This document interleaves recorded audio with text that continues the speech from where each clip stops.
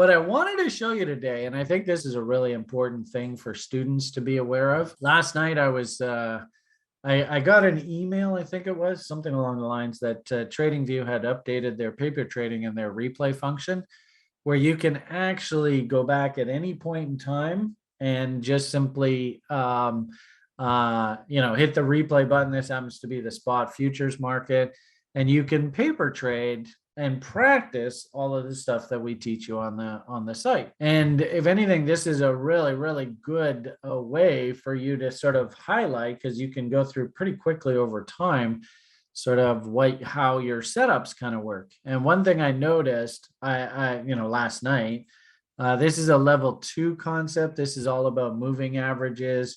And when moving averages squeeze together like this, I think it sets up a fantastic trading opportunity. So in this particular case, I just randomly picked a date here, and I thought this was really interesting. If we just press play, all I've done is just loaded up the ES, the spot contract, just hit play. You can change the time at which it moves through.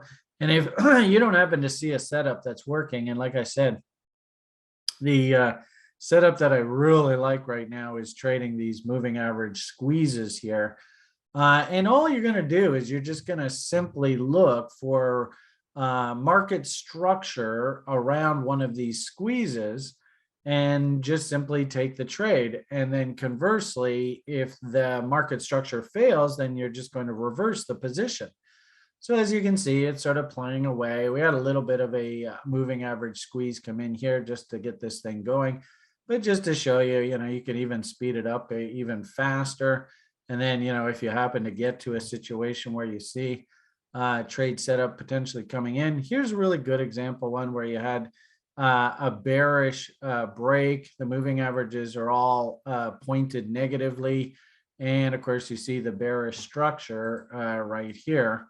So, maybe a short on some sort of break. You could even let the break happen and then wait for the tag of the moving averages to get short. And you can see that work quite well. So, we go through time, and you can slow this down if we're getting closer to the squeeze coming in. Last night, as it was sort of playing itself out, I had it on things like 0.3. So now you can see it's slowed down quite a bit. I'm moving this off of a 3-minute chart, but in essence, here comes another one of those squeezes. So interesting how this one, hell, if you just bought on a stop right there, you would have done fairly well. And that was basically what just happened there.